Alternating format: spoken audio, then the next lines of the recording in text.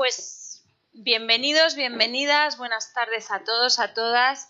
Estamos en el Centro Sefarat Israel con Jesús Jambrina, que es un viejísimo amigo de esta casa. De hecho, eres más viejo amigo que yo, que soy más nueva, y todo el mundo te quiere aquí.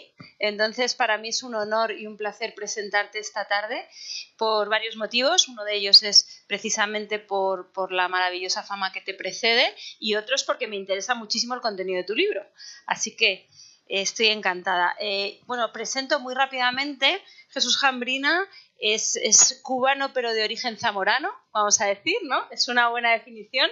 Y es profesor de literatura e historia iberoamericana en la Universidad Viterbo en Wisconsin, y ha publicado, tiene una larga trayectoria de publicaciones sobre los judíos en Zamora, y ahora vamos a hablar de cómo esos judíos de Zamora van a Cuba, y entonces ahora también eres especialista en los judíos de Cuba. Y también me interesa mucho tu trabajo inicial sobre Virgilio Piñera. Entonces yo creo que ahí hay un diálogo muy interesante entre toda esta identidad judía, todos estos exilios, estas migraciones, y a la vez un poeta y un dramaturgo tan relevante como Virgilio Piñera en Cuba, ¿no? Y tan señero. Entonces, bueno, yo lo que querría es que conversáramos sobre tu libro y que nos contaras las claves de este libro tan interesante, que luego, si alguien está interesado, lo puede comprar. ¿No se me oye mucho? Bueno, vale, voy a intentar hablar más alto. Estoy un poco acatarrada, entonces tampoco... Sí, pero es que... Vale, bueno, pues voy a hablar, Linda, un poquito más alto si puedo. Entonces, nada, lo que te quería plantear, Jesús, es que habláramos del libro. Podemos empezar hablando de la génesis, ¿no? O sea, cómo empiezas a construir la investigación, cómo la configuras tal y como está. A mí el libro me parece que está muy bien pensado y muy bien articulado, porque se lee de manera muy amena, ¿no? O sea, es un libro académico, pero a la vez es un libro como muy pedagógico, muy bien escrito, un libro muy amable, en el sentido de que resulta muy interesante todo lo que cuenta, pero no de una manera así como farragosa o académica. Entonces, primero, ¿cómo surge la idea del libro y cómo surge la idea de hacer así el libro? Bueno, entonces, muchas gracias a todos por estar aquí. La idea del libro surge por un trabajo previo con Zamora. O sea, yo escribí el libro La cronología de Zamora teniendo en cuenta básicamente los eventos históricos, y aunque se incluyen algunas pequeñas historias, pero básicamente demostrar que en Zamora había habido una presencia judía desde al menos el siglo X, porque había algunos prejuicios con respecto a si había habido judíos o no había habido judíos. Entonces yo me dediqué a buscar toda la información, toda la bibliografía y las referencias que hubiesen sobre esa presencia, particularmente en la ciudad de Zamora, para construir el libro, ¿no? Y le incluí un ensayo biográfico sobre una de las figuras importantes. También le incluí una lista de los apellidos específicamente judíos de la bibliografía. Y también, obviamente, para hacer la investigación, la cronología, tuve que elaborar una bibliografía sobre el tema de los judíos en Zamora. Entonces, el libro no solamente son los datos, sino un ensayo, la bibliografía y esto de los apellidos judíos, que es muy importante a la hora de hacer las genealogías. Pero es un libro, digamos, con menos historias. Yo incluí menos historias en cada entrada temporal, ¿no? Entonces, esa experiencia, aprendí eso, y es lo que traigo al libro sobre Cuba. En el libro sobre Cuba no solamente hay fechas y eventos, sino que hay historias relacionadas con esos eventos. Y esas historias hablan de personas en concreto, y hablan también de cómo esa persona o esos eventos se relacionan con otros eventos que están sucediendo en la misma época, no solamente en Cuba, pero en la Española, que era República Dominicana, o México, o Cartagena de Indias en Colombia, o incluso en España, en las Islas Canarias, etc. Porque el libro trabaja básicamente siglos XVI, XVII, XVIII y XIX, ¿no? Entonces, la idea no era solamente poner fechas y eventos, sino, como decimos en Cuba, llenar el muñeco, ¿no? O sea, incluir historias sobre lo que esas personas habían vivido o sus conexiones con otros sitios y cómo eso va tejiendo una historia que no es paralela, sino está integrada dentro de las narrativas históricas sobre Cuba en general, ¿no? Eso por una parte. Por otra parte, también se considera presencia no solamente a personas en concreto, sino también referencias a los judíos en la literatura cubana de la época, ¿no? Por ejemplo, hay poemas, un poema de Julián del Casal. De Heredia, he visto. Hay fragmentos de Heredia. Sí. ¿Sí? Y hay de Loaces también existía un poema muy importante para la celebración de Hanukkah, por ejemplo, que fue una cosa que me llamó mucho la atención. Entonces, hay una conexión, ¿sí? Que no es solamente personas, sino temas, porque también yo vengo del campo de la literatura, como tú sabes, y en la literatura siempre se estudia no solamente un texto, sino se estudia su historia y su contexto. Entonces, es muy interesante que en el siglo XIX Julián del Casal o Loaces estén escribiendo temas con asuntos estrictamente judíos, hebreos, ¿no? Es muy interesante porque de ahí uno puede entender que, como yo entendía antes, que era, bueno, estos temas son históricos, estos temas son interesantes porque son parte del romanticismo o porque son parte del modernismo, pero en realidad lo que sucede es que el tema judío en esa época también se estaba manejando en la literatura de la época en ese momento, ¿verdad? Y en otros países. Y la clase criolla cubana estaba viajando por Europa y, por ejemplo, es la época también en que los judíos adquieren la nacionalidad en Francia, en Inglaterra, en Holanda y en otros lugares. Entonces ya el asunto judío no parece tan aislado, no parece como algo histórico, sino que también es parte de un flujo cultural de la época, ¿no? Entonces, eso es... y luego también, de repente, lugares, ¿no? Porque hay cosas así muy bonitas. Sastrería Maimónides en La Habana Vieja. O sea, hay como algunos frescos en el libro que son muy ilustrativos de cómo es La Habana y que a mí me han parecido escenas muy bonitas, muy bien contadas. Sí, porque acuérdate de que en la época colonial no puede haber comunidad judía oficialmente declarada, abierta. Porque en la época colonial solamente la única religión aceptada era la religión católica. Uh-huh. No podía haber ningún tipo de organización que no fuera la católica, ¿no? La libertad de religión se establece en Cuba en 1902, con la Primera República. Todo lo que había antes en relación a cualquier religión, no solamente la judía, sino también los protestantes, e incluso las culturas populares afrocubanas, tenían que estaban fuera de lo permitido, ¿no? Entonces, en el caso del judaísmo, obviamente no podía haber sinagogas, no podía haber centros culturales, no podía haber publicaciones. Entonces, esta tradición de colocar la foto de una persona importante es una tradición muy sefardí, que existe mucho en casas sefardíes, en negocios sefardíes.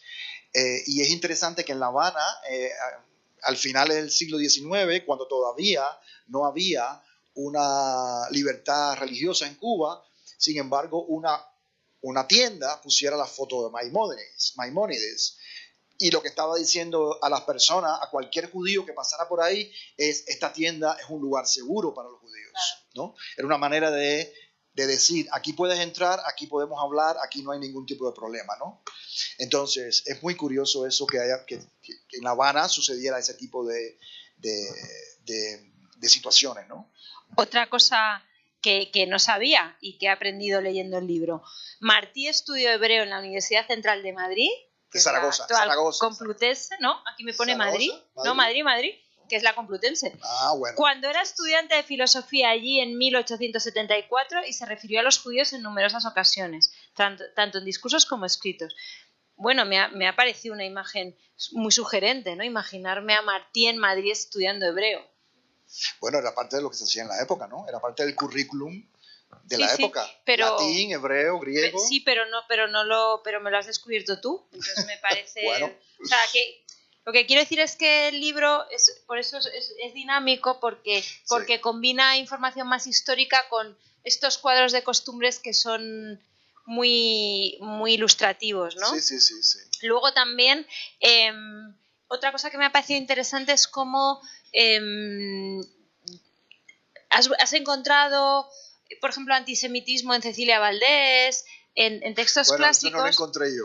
Bueno, pero yo no había leído Cecilia Valdés con esa mirada, o sea, yo no me había fijado en esas cosas y de repente pues hay grandes clásicos de la literatura cubana que tú estás pues explicando desde otro lugar, ¿no? Y eso también es interesante. A ver, estábamos hablando de Virgilio Piñera ahorita, en realidad a mí estos temas siempre me han interesado, desde Cuba me interesaban estos temas. Y en el caso de Virgilio Piñera, por ejemplo, hay un poema muy conocido de José Lezama Lima a Virgilio Piñera, que se llama Virgilio Piñera cumple 60 años, donde él hace referencia a la cábala. Sí, es verdad. ¿No? Entonces,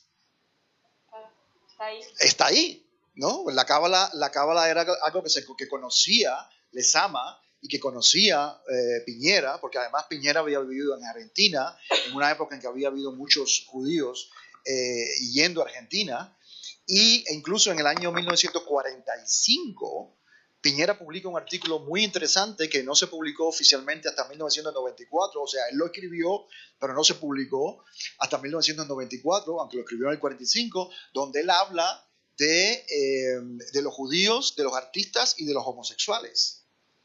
Sí. Y hay otros elementos en la literatura de Piñera donde se hace referencia al mundo judío, ¿no? Porque él vivió 12 años en Argentina. Argentina tenía una gran comunidad judía y él tenía familiaridad con estos temas. O sea, él era una persona que conocía como parte de su preparación cultural, como muchos escritores de la época que tenían una preparación universal y muy profunda de la cultura occidental sobre todo, pues él tenía conocimiento del mundo tanto griego como romano y como hebreo también. Entonces es muy interesante que estas líneas se manifiestan dentro de la literatura cubana sin que realmente le hayamos prestado nunca mucha atención, ¿no? Y eso es lo que trato de hacer yo, no es nada, no es extraño, no es raro que haya estas líneas de sensibilidades dentro de la literatura cubana. Sí, pero es muy ilustrativo y amplías mucho algunas, no sé, a mí me ha enseñado bastantes cosas que no sabía. Y luego una cosa, ¿cuál sería o sea, después de escribir el libro, con qué, o sea, ¿qué has descubierto escribiendo el libro? O sea, ¿cuáles han sido tus hallazgos después de escribir el libro en general? Bueno, mis hallazgos han sido básicamente de que Cuba básicamente fue fundada por judeoconversos. Diego Velázquez de Cuéllar, por ejemplo, que siempre se nos enseña como una figura aislada y única en la historia de Cuba.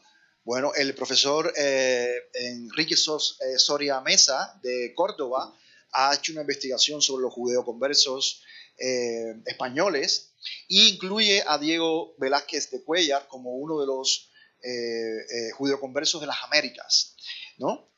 Eso para empezar. Pero es que Diego Velázquez no fue solo a Cuba. Él vino con toda su familia. Él trajo a su hermano, él trajo a sus cuñados, él trajo incluso a vecinos de Cuéllar, ¿no? Y todas estas personas, por otro artículo que conecta con Zamora también, una de las investigadoras de Zamora, que se llama María Fuencisla García Casar, ella escribió un artículo muy interesante sobre los judíos de Cuéllar, ¿no? Y resulta que Cuéllar se convirtió en el centro judío después de Segovia. O sea, Segovia no puede seguir siendo judía porque los reyes están allí, la comunidad judía tiene que salir de Segovia y es Cuéllar el lugar donde se convierte más importante para los judíos de Segovia realizar sus ceremonias. Incluso la familia Arias Dávila va a ser procesada por la Inquisición, entre otras razones porque daban dinero a la sinagoga de Cuéllar y porque las ceremonias judías se realizaban en Cuéllar. Entonces, muy interesante. Actualmente en Cuéllar está la casa Diego Velázquez, ¿verdad? Pero es muy interesante cómo él no fue solo a Cuba.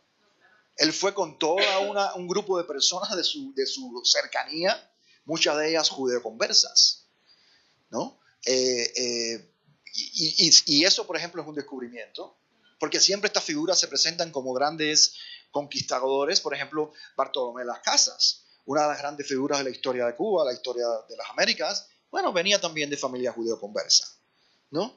Y así uno va descubriendo, como por ejemplo Isabel de Bobadilla, que fue gobernadora de Cuba entre 1539 y 1542, cuando su esposo Hernando de Soto estuvo en la Florida, explorando la Florida, de la que nunca regresó. Sin embargo, Isabel de Bobadilla también era familia judeo-conversa, de los Arias Dávila, venía esa línea, ¿no? Entonces, estos son datos que a lo mejor no tienen mucha importancia desde el punto de vista, no sé, histórico, porque a fin de cuentas estas personas ya hace 400 años, pero hay detalles que nos pueden alumbrar mucho sobre quiénes eran estos individuos, cuál era su historia, cuáles eran sus ancestros, qué era lo que pensaban, porque eso entonces explica muchas cosas de la historia de Cuba que a nosotros no nos han explicado, ¿verdad? Por ejemplo, la fundación de las villas, por qué todas estas personas fundaban villas y ellos querían realmente. Diego Velázquez murió en Cuba, está enterrado en Cuba. Él consideraba Cuba como su gran fundación, ¿no? Entonces, muchas de estas familias que llegaron a estas villas eran también familias judeo-conversas, los Rojas, los Pedroso, ¿no? Entonces había esto yo particularmente no lo sabía tampoco. Fue solamente cuando empecé a buscar la bibliografía que empecé a descubrir estas configuraciones y estas estructuras políticas, económicas, sociales que dan paso a lo que se conoce hoy como Cuba, ¿no? Hombre, sobre todo porque podemos recordar que según los estatutos de limpieza de sangre, a América no podían pasar judeoconversos, es decir, legalmente no podían embarcar a América. Entonces ahí hay una parte de intrahistoria maravillosa de preguntarnos por qué tantos judeoconversos pasaron a Cuba cuando en teoría no podían, ¿no? Por ejemplo, hace poco presentamos aquí una novela de Gabriela Cisneros, no sé si la conoces, es una mexicana que ha investigado toda la historia de su familia en Monterrey y lo que ha descubierto es que precisamente Monterrey prácticamente los primeros que llegaron y los que empezaron con la actividad económica eran judeoconversos, ¿no? Y hay unas grandes familias que siguen siendo la élite económica de Monterrey, que vienen de esos primeros viajes. Y claro, aquí la pregunta es cómo se montaban en esos barcos si en teoría no podían, ¿no? Entonces, eso es lo interesante. El libro incluye precisamente eso, ¿no? Porque los reyes eran muy ambiguos con respecto a eso, ¿verdad? Los reyes decían sí por un lado, decían no en público, pero sí en privado, ¿no? La pregunta es por qué miraban para otro lado. Miraban por otro lado porque a ellos les interesaba que esos lugares tuviesen población, empezaran a producir para ellos poder recibir las rentas, obviamente, ¿no? Entonces, y además los judíos era la única población que necesita un lugar donde ir. Claro, porque estaban huyendo. Estaban huyendo y había que sobrevivir. Claro. Era una cuestión de sobrevivencia. Entonces, todas estas personas básicamente fueron a la América huyendo de la Inquisición y tratando de sobrevivir económica y socialmente. No tanto religiosamente, porque estas personas no eran religiosas en la mayoría de los casos. Ellos se reconocían con ancestros judíos, o lo que Fernando Ortiz llama linajes judíos, sí, pero no eran religiosas, y de hecho muchas de ellas se manifestaban de manera católica, ¿no? Públicamente, porque había que hacer un pacto de no agresión, ¿no? Pero en realidad ellos sabían de dónde venían, y ellos sabían que sus ancestros habían sido judíos, y que ellos eran descendientes de judíos, y que eran judeoconversos, y también conocían de los prejuicios que existían con respecto a los judeoconversos. Y tenían que ocultarse, ¿no? Porque has mencionado, por ejemplo, el apellido Rojas, ¿no? Fernando de Rojas, el autor de La Celestina, que como sabemos oculta su identidad en los acrósticos. O sea, claro, ahí lo que para mí es muy interesante es cómo hay ese doble discurso de lo que está permitido legalmente, pero luego lo que sí está permitido socialmente, pero cómo todos estos personajes se convierten en unos supervivientes que utilizan sus estrategias para camuflarse, pero a la vez mantienen la identidad. O sea, es un discurso identitario muy complejo y a la vez muy aventurero, ¿no? Porque era gente que se montaba en estos barcos para huir de España, de la península, no de España, de la península, y luego, bueno, pues llegaban a esos lugares, producían y mantenían esa identidad y esa unión entre las familias, ¿no? Porque no renuncian a esa identidad que les hace ese sentido de pertenencia a esas familias, a seguir casándose entre ellos, a protegerse mucho entre ellos, ¿no? Y eso también es muy interesante. Sí, por ejemplo, aquí uno empieza a descubrir redes de matrimonios, genealogías, comercios, negocios que se empiezan a producir entre estas familias, ¿no? No solamente en Cuba, sino también ya después con México, con Cartagena. Yo le estaba contando a Ana antes que, por ejemplo, hay muchos casos inquisitoriales, la mayoría de los casos inquisitoriales que se mencionan en el libro son casos de judíos capturados por la Inquisición en México o en Cartagena de Indias, pero residencia en Cuba, ¿no? Porque en Cuba no hubo Inquisición, no hubo tribunal de la Inquisición. Los tribunales de la Inquisición oficialmente estuvieron en Cartagena de Indias y en México, pero en Cuba había lo que se llamaba comisarios de la Inquisición, que eran los que iban a petición de los obispos de Cuba en esa época, que por cierto, si leíste el libro sabes que había muchos que eran criptojudíos, ¿no? Algunos de los obispos más importantes de Cuba en la época colonial eran judíos, eran obispos criptojudíos, ¿no? Porque también sabemos que el criptojudaísmo existió dentro de la iglesia y muchas veces los judíos se escondieron dentro de la iglesia para poder sobrevivir, ¿no? Era una manera buenísima de esconderse, ¿no? Dentro de la propia iglesia, lo más inteligente. Ahí nadie te iba a buscar. Nadie te iba a buscar. Entonces, uno empieza a descubrir estas redes familiares que eran básicamente la única manera de construir capital en esa época, ¿no? Porque estamos hablando siglo XVI, siglo XVII. La única forma de construir un capital en esa época era a través, básicamente, de la palabra. En estos territorios coloniales la palabra era muy importante y la confianza entre las personas era muy importante, ¿no? Porque la metrópolis estaba muy, muy lejos, ¿no? Entonces se ve como hay en los documentos, se ve estas redes de familias que van construyendo sus capitales. Básicamente, por ejemplo, los Rojas en La Habana construyen grandes capitales, pero además lo más interesante también es que muchas de estas familias se casan con mujeres nativas en Cuba, ¿no? Los primeros españoles, la primera ola de españoles, que muchos eran judeoconversos, se casan con mujeres nativas de Cuba y crean los primeros capitales de Cuba, están construidos entre judeoconversos españoles y mujeres nativas de la isla, ¿no? Y eso también es muy interesante, porque el concepto que nosotros tenemos de raza y etnicidad en el presente no tiene nada que ver con el concepto de raza y etnicidad en el siglo XVI, ¿no? Y para aquella gente, una manera de integrarse dentro de las comunidades era sencillamente casando a las personas locales, ¿no?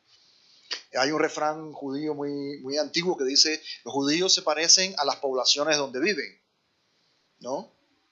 Y muchas veces los judeoconversos, esto fue lo que hicieron, se casaron con mujeres nativas en Cuba, ¿no? Entonces ahí empieza a surgir un mundo completamente que no es secreto, pero no ha sido contado, tampoco ha sido contado, ¿no? Sí, por eso el libro me ha interesado mucho. Y aquí bueno, entiendo que termina en 1902 porque es el momento de la independencia. No sé si tienes el proyecto de avanzar. No, en realidad... Ya te quedas ahí. Sí, porque además la realidad es que la historia de los judíos en Cuba en el siglo XX está muy bien estudiada. Ah, sí. Por historiadores y estudiosos muy bien muy bien preparados. Es una historia que está muy bien documentada. Hay muchísimos libros sobre la comunidad judía en Cuba a partir de 1906, que es cuando llega la primera ola de sefardíes de Turquía, ¿verdad? Es la primera ola de judíos que llega a Cuba, es de sefardíes de Turquía, y que abren la primera sinagoga en 1906 en La Habana Vieja. La sinagoga se llama Shebetajín, ahora está en ruinas, pero está ahí. Entonces, a partir de ese momento, toda la historia judía se documenta muy bien. Bueno, ya estamos en el siglo XX, ya hay imprenta, ya hay radio, ya hay televisión. Entonces la comunidad judía hizo muchas revistas, hay mucha documentación sobre la comunidad judía cubana en el siglo XX. Pero antes, no. ¿Por qué? Porque se suponía que no había judíos en Cuba. Claro. Bueno, esa es entonces la respuesta a la pregunta de antes, ¿no? Que has descubierto pues que había muchos judíos, que llegaron los primeros prácticamente, ¿no? Sí, claro, el primer judío que llega a Cuba es Luis de Torre, que desembarca con Cristóbal Colón. Él es el intérprete de Cristóbal Colón.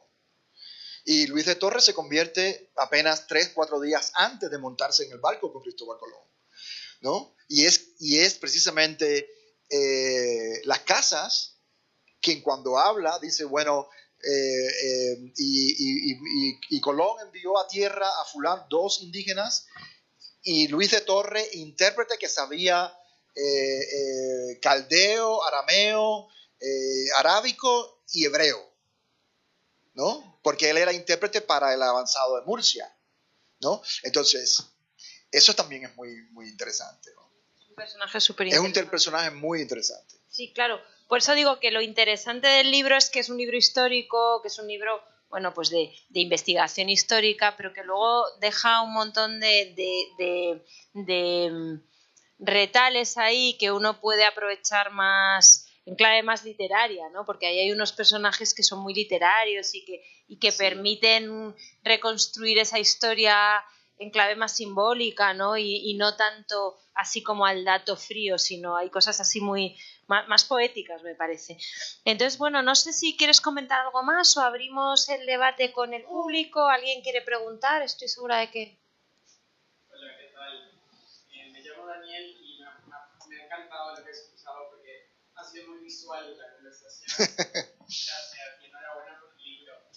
Mencionabas Cartagena de Indias y hace poco veía también en noticias que se ha abierto también la primera sede de Chabad en la isla. Me parecía súper interesante porque hay una cosa que siempre me ha llamado la atención, que es hablar del judaísmo cultural del Caribe, ¿no? Y pensarlo como esta constelación regional, desde luego te enfocas en Cuba en el libro, pero me genera muchísima curiosidad, como para los nuevos en estos temas, ¿qué sabemos sobre los judaísmos del Caribe? Me han hecho cosquillas hablándome de judaísmos en Haití y que una de las familias más importantes de Haití es judía al día de hoy. Se habló mucho cuando Alexandria Ocasio-Cortez llega como prometida política en Estados Unidos, saltan noticias de que tiene linaje sefardí. Entonces, esta cuestión de los judaísmos del Caribe, como hijo de caribeños también, me interpela muchísimo. Y quería saber qué nos puedes contar, como qué reconstrucciones históricas se están haciendo sobre el Caribe en el momento más allá de Cuba, cuáles son los que vamos a adentrar en el tema, quienes deberíamos ver un poco este mapeo general de este encuentro, ¿no?, del judaísmo con el Caribe. Bueno, gracias por la pregunta, Daniel. Es muy interesante. Primero porque la historia del Caribe está dividida, como tú sabes, en el Caribe español, el Caribe francés, el Caribe holandés y el Caribe británico. Entonces, hay como diferentes velocidades históricas con respecto a la historia de los judíos en diferentes lugares. Por ejemplo, los holandeses, Curazao, fue un centro judío muy, muy importante desde 1636 en adelante, ¿no? Entonces, hoy en día existen familias en Curazao que pueden trazar sus linajes judíos hasta esa época, hasta el siglo XVII, ¿verdad? Y lo mismo pasa, por ejemplo, en la República Dominicana. Por ejemplo, una de las familias más importantes de críticos literarios en el Caribe, ¿verdad? Los Enríquez Ureña eran de familia judía, de Curazao vía Holanda, ¿verdad? Entonces, el abuelo de esa familia llegó a Curazao, de Curazao fue a República Dominicana, y en República Dominicana aquí yo incluyo la foto de uno de ellos y cuento cuento la historia, ¿verdad? De los Enríquez Ureña, que aunque ellos no son religiosos, son completamente laicos, pero son una de las familias intelectuales más importantes del Caribe. Camila y Federico García, los Enríquez Ureña, son judíos sefardíes de ancestros, ¿no?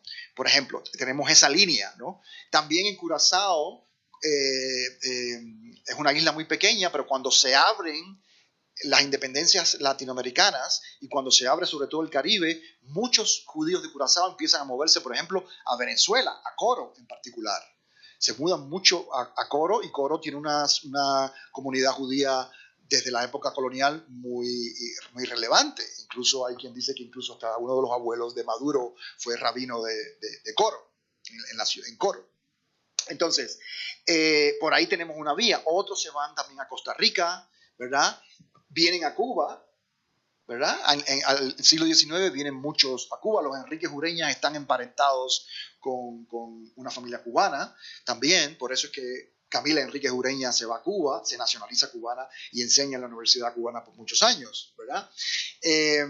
También tenemos, por ejemplo, Pizarro. Sabemos que Pizarro nació en San Tomás, en la isla de San Tomás.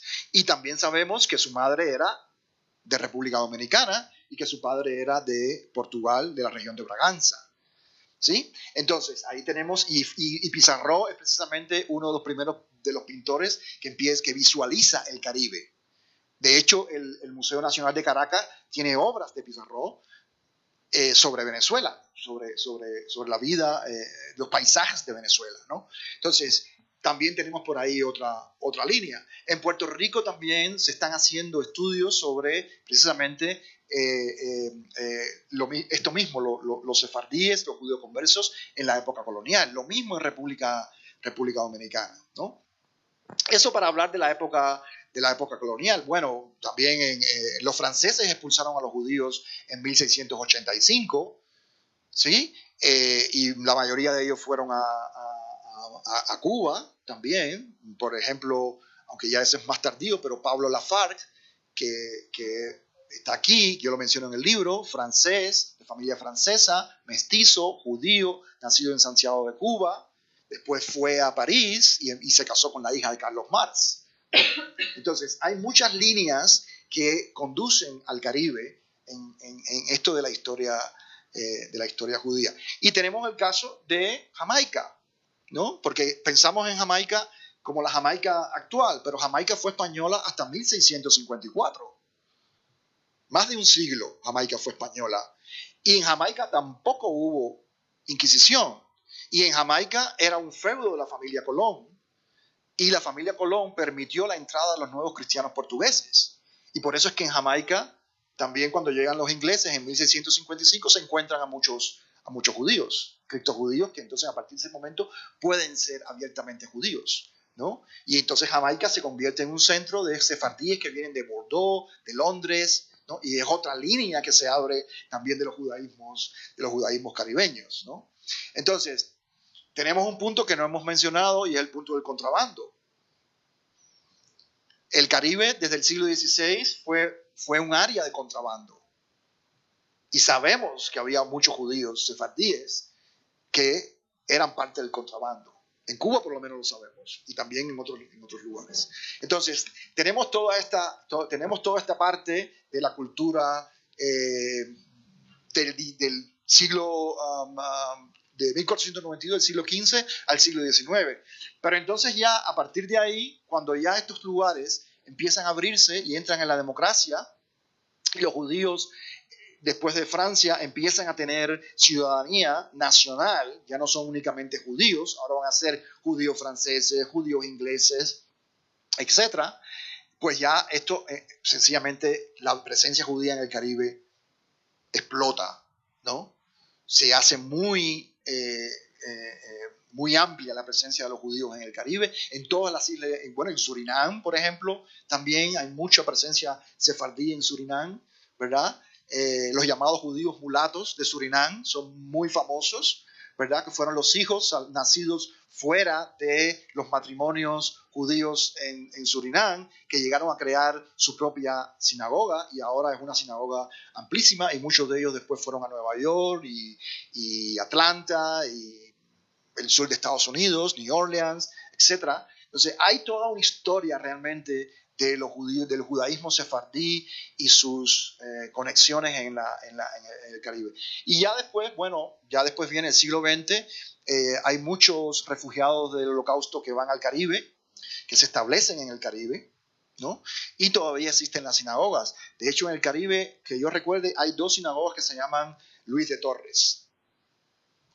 Una en Nassau, y la otra no recuerdo exactamente en qué isla, pero en Nassau existe una sinagoga que se llama Luis de Torres, precisamente en honor a Luis de Torres, que fue el primer judío que llegó al judío conocido que llegó al Caribe, ¿no? Entonces ya después en el siglo XX, bueno, ya ahí se hace mucho más amplia, hay muchos refugiados del Holocausto, hay muchos refugiados de otros lugares que llegan y se establecen.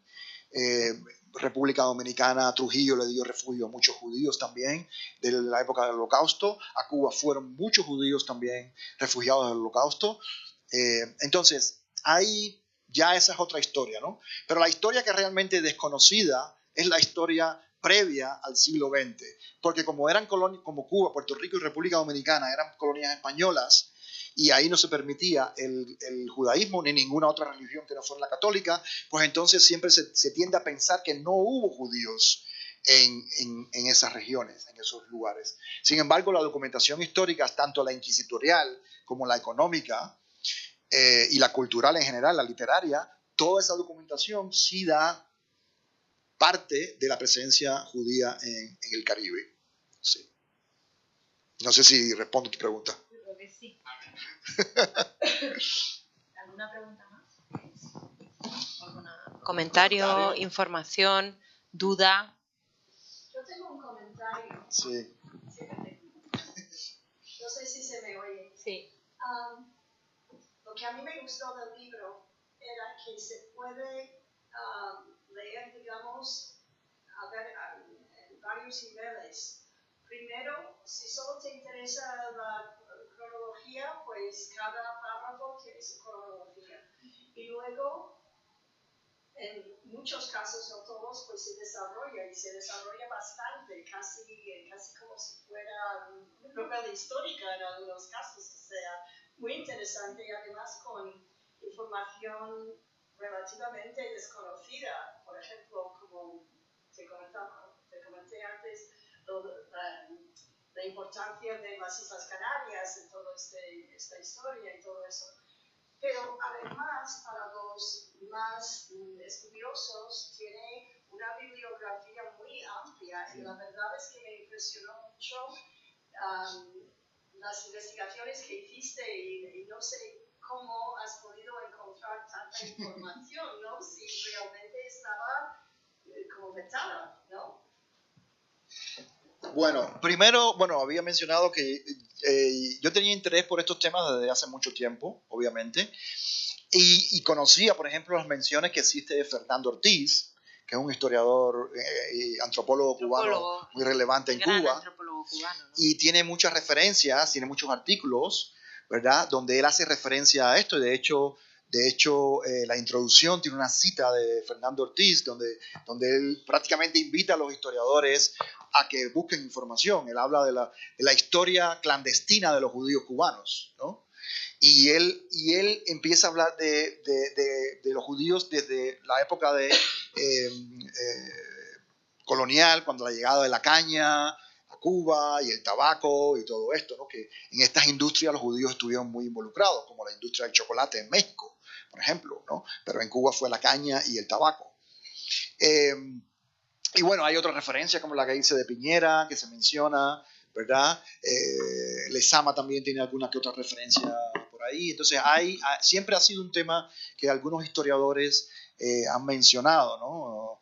Por ejemplo, el dato sobre el primer proceso de la Inquisición de un quemado en Cuba por la Inquisición está en un libro en una publicación de un historiador cubano, César García del Pino, y otra historiadora que no recuerdo, Chapman, creo que es el apellido de ella, que publican, es el primer documento de la historia de Cuba, que estaba ahí, pero nadie lo había leído. Nadie había hecho una interpretación. Exacto, nadie había leído no, con una perspectiva de la importancia que puede tener eso para la cultura y la historia judía, ¿no? Aunque el documento está publicado, pero nadie había tenido ese interés, ¿no? Entonces está todo el tema de los portugueses, por ejemplo, que cuando ya tú empiezas a investigar sobre los portugueses te das cuenta de que, bueno, sabemos que los portugueses era una manera de decir judío, ¿no? En esa época. Y que hay muchos en Cuba, muchísimos en Cuba, ¿no? Entonces, también favoreció que fue la época, yo escribí este libro en la época de la pandemia, ¿ok? Que yo tenía referencia de la historiografía cubana, yo fui y busqué los libros donde yo sabía que ya existía, pero también tengo que decir que la internet y que los archivos, ahora muchos archivos están abiertos, hay muchos libros en internet, también la biblioteca de la universidad donde trabajo puedo pedir libros prestados por Interlibrary Loan y también los leo y hay mucha información, ¿no? Y todo eso lo hice durante la pandemia, tuve mucho tiempo para trabajar, solamente concentrarme en esto, ¿no? Entonces, bueno, la información está ahí. Lo único que, si se puede hablar de un aporte, es haber aportado una perspectiva diferente y una lectura diferente a la información que ya existe, ¿no? Porque yo ahora estoy trabajando con un paleógrafo en Cuba y estamos descubriendo documentos completamente nuevos sobre otros casos de judeoconversos ya del siglo XVIII, ¿verdad? Que se están mudando a Cuba, ¿verdad? U otros datos de otras informaciones que tenemos que no han sido publicados todavía, pero ya eso será más adelante. Pero básicamente la mayoría de la información que está en estos libros, los poemas, son poemas publicados en la literatura cubana. O sea, no se conocían los poemas.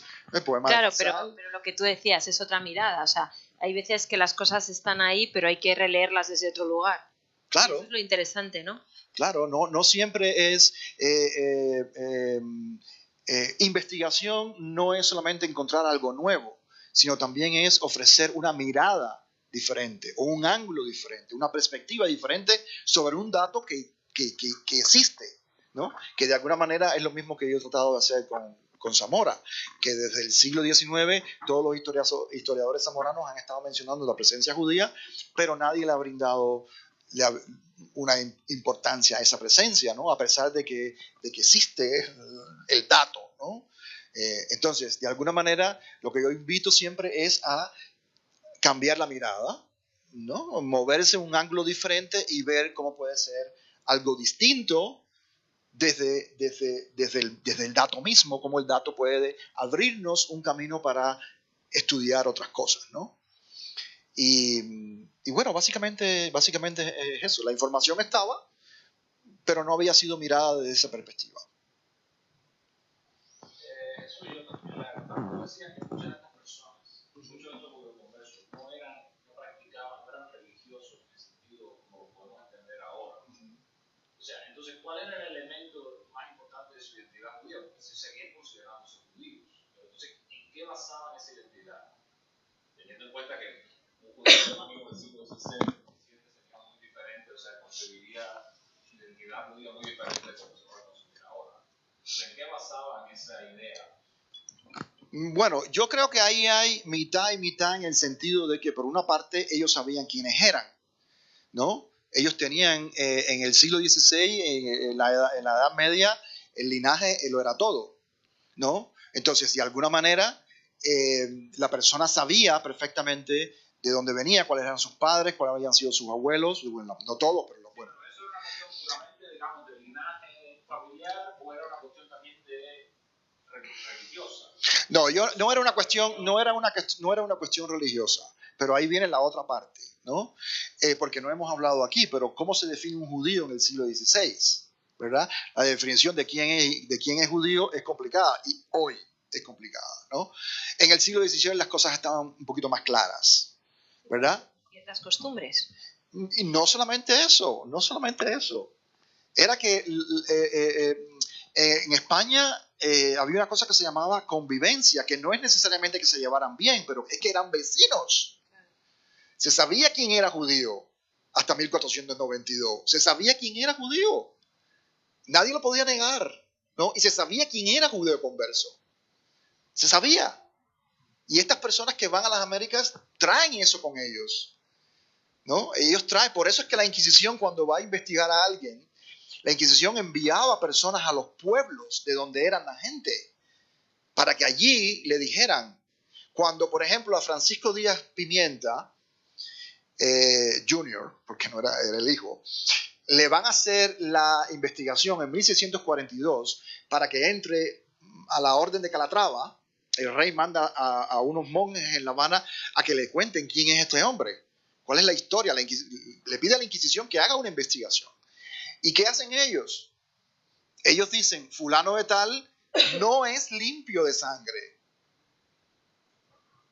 No es limpio de sangre, es hebreo y es hijo de fulano de tal, hebreo, casado con fulana de tal, una esclava de la dotación de fulano de tal.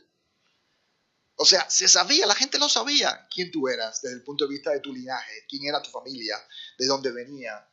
Se conocía. Entonces, eso por una parte. Pero por otra parte estaba la definición que imponía la Inquisición a quienes eran judíos y quienes no. Y tú, para ser judío, no tenías que ser religioso. Tú eras judío precisamente porque tu linaje era judío.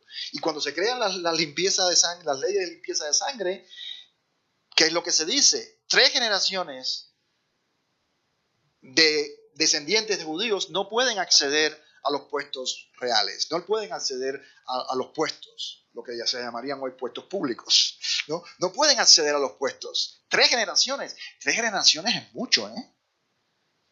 Por 3 generaciones, y si alguien por 3 generaciones sabe quién tenía ancestros judíos, lo más seguro es que lo supiera por 5, por 6 generaciones, ¿no?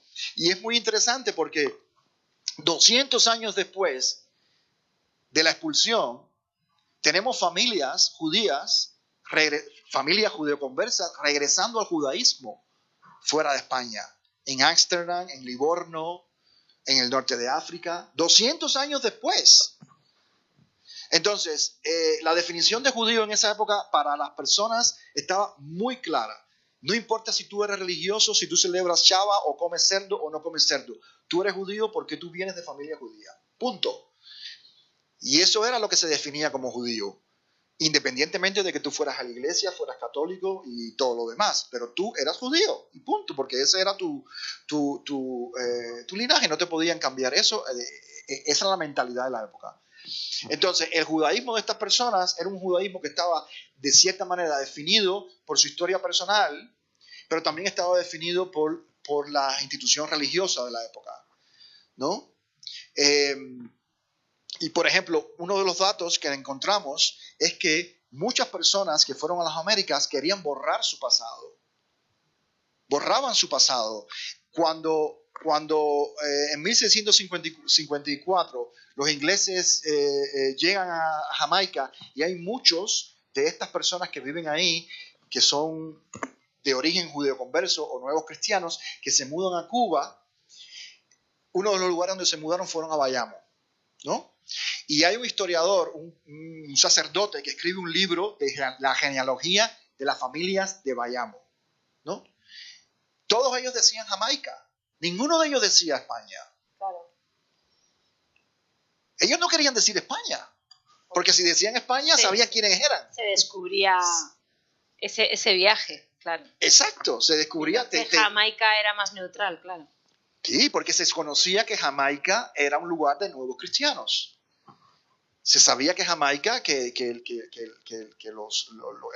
gobernador de Jamaica había permitido desde 1536 desde antes de 1536 es la fecha en que la Inquisición llega a Portugal, se establece en Portugal, porque en Portugal el rey Manuel en 1497 convirtió a los judíos con un balde de agua y dijo, de esto no se habla más por 30 años, ¿no? Entonces en 1536 llega la Inquisición y toda esta gente empieza a salir a donde puede, y uno de los lugares donde va es precisamente a Jamaica, y se establecen en Jamaica. Y cuando esta gente sale a Cuba, pues ya no quería, yo soy de Jamaica, yo no soy de Portugal, o yo soy de España, de aquí, de allá, ¿no? Entonces, era un poco, el judaísmo era impuesto desde afuera, y era también parte de la tradición cultural, ¿no? Aunque estas personas no fueran religiosas, ¿sí? Estaba hablando de todas estas personas cuando los curas, si alguien se quería hacer de cura y veían su background, ¿no? Y veían que eran de origen judío, ¿se hacían cura o no se hacían cura? Bueno, es muy interesante, porque los jesuitas fueron famosos por aceptar a jóvenes de familias judeoconversas. Los jesuitas fueron muy famosos por eso. De hecho, Luis de Carvajal, el mozo, ¿verdad? Que ustedes seguramente saben quién es, él estudió en una escuela jesuita en Medina del Campo. O sea, su familia era judeoconversa, de la raya portuguesa. Se muda a Benavente, y cuando nace Luis de Carvajal, que le van a llamar el mozo, lo mandan a estudiar a los jesuitas en Medina del Campo. ¿Sí? Entonces, en el caso de los jesuitas, sí era conocido que ellos tenían la política de aceptación de descendientes de familias judeoconversas, ¿no? En el caso de otras órdenes, no es mi área, las órdenes religiosas, pero sí se puede decir que, por ejemplo, Bernardo de Sahagún, que era franciscano en México, era también de familia judeoconversa, y Las Casas, que era dominicano, también era de familia judeoconversa. Los dominicanos, sí, dominicos.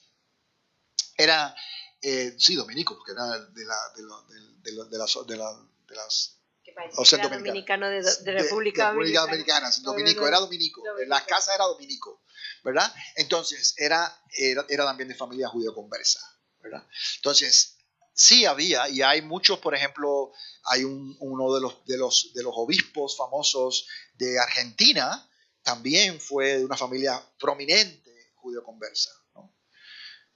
Judeoconverso siempre ha habido en la iglesia. Que una vez más, en algunos casos se miraba para otro lado, que creo que eso es lo interesante de la historia, que la historia no es cerrada y rígida, sino que hay siempre excepciones, ¿no? Miraban para otro conveniencias, lado. Intereses. Conveniencias, a lo mejor dinero, a lo mejor, bueno, sí. Había de todo, ¿eh? Falsificaciones. Cambios de nombres. Para... Había muchos cambios de nombres. Para camuflar. Fray Luis de León, sí, todo, bueno, eso es otro tema, ¿verdad? Eso es otro tema de Fernando de Rojas, como ella me mencionó. La mayoría de los escritores del barroco español, un gran número de ellos venían de familias judeoconversas, y eso ha estado más que documentado, ¿no? Santa Teresa de Jesús, Fray Luis de León, Fernando de Rojas, Cervantes, ¿no? Entonces eso está muy, muy documentado, muy estudiado. Una última cosita. Cuando usted dijo Pizarro, es el pintor francés. Sí, Pizarro, sí. Pizarro, el primer pintor francés. Es que en España siempre decimos Pizarro. Pizarro, Sí. ¿Verdad? Pizarro, el pintor. Siempre, o sea, yo he entendido que era Pizarro, pero en España siempre no decimos Pizarro, decimos Pizarro. Bueno, Pizarro o sí Pizarro, era. en pronunciación zamorana. Pizarro, directamente. Él nació en San Tomás, padre portugués, nació en San Tomás, de padre portugués, con orígenes en Braganza, en Portugal. Y se casó con una persona de la Española, República Dominicana, que era de apellido Manzano. Y en esta época, una de las cosas que tampoco hablamos, porque alguien habló de las conexiones, los sefardíes nunca perdieron sus contactos en España.